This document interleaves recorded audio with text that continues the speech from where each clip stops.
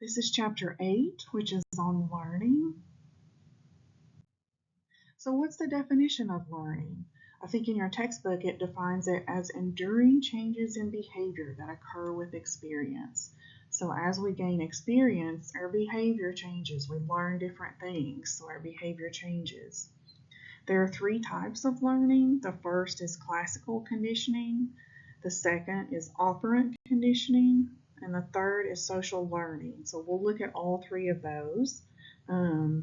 Let's look at classical conditioning first.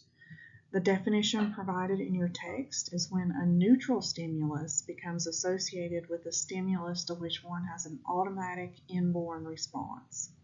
And you'll see I've used the initials of UCS, CS, UCR, and CR in the below example. Those stand for unconditioned stimulus, conditioned stimulus, unconditioned response, and conditioned response, which I know it goes into more detail of those in your book. And it also goes into detail about Pavlov's experiment, he's the one that initially kind of proposed the idea of classical conditioning. He worked with dogs, and he noticed that when a bell was ringing, and it was paired with getting food, so the bell's ringing and they're getting food at the same time, that the dogs began to associate the bell with getting food. So eventually, even when they heard the bell, they would begin to salivate in preparation to eat.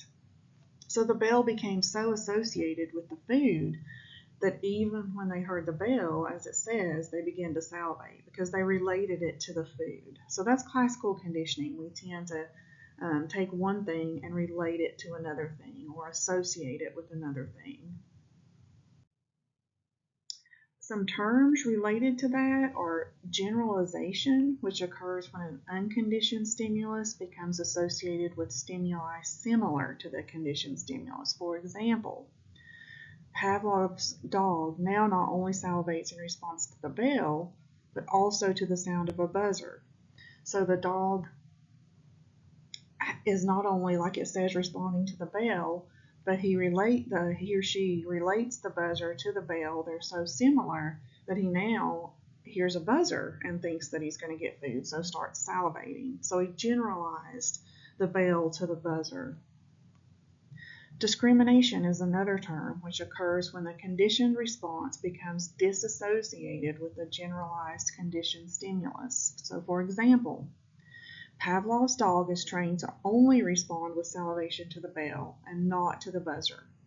In other words, the dog is able to tell the difference between the bell and the buzzer. So he's able to discriminate between the bell and the buzzer, as opposed to generalization, where he generalizes them both as the same thing. Another term is extinction, which extinction occurs when the unconditioned stimulus is no longer associated with the conditioned stimulus. For example, Pavlov's dog hears the bell multiple times without receiving food. Therefore, he no longer associates getting food with the bell. So that association is extinct. It no longer exists.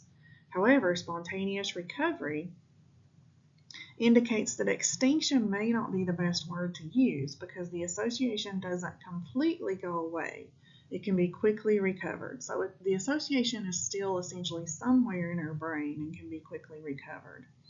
Pavlov's dog once again hears a bell when about to receive food. So he recovers that association very quickly, even if he hears a bell perhaps only 2 times in a row while receiving food. So let's move on to operant conditioning. I think it's a little bit easier to understand. Classical conditioning can be a little difficult.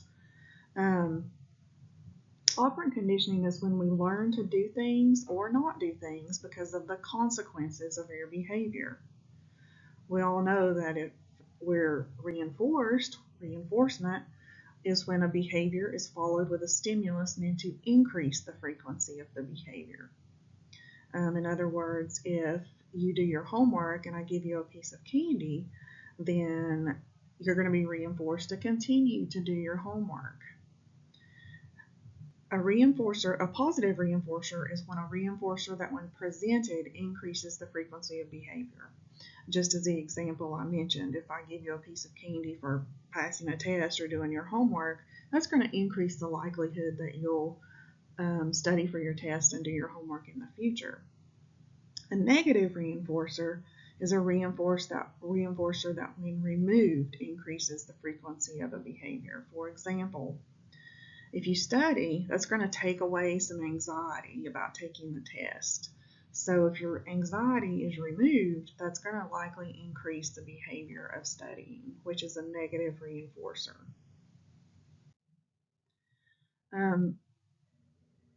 Operant conditioning not only involves reinforcement, but also punishment, which means to follow a behavior with a stimulus meant to decrease the frequency of the behavior. So with reinforcement, we want to increase that behavior. We want to increase the time studying.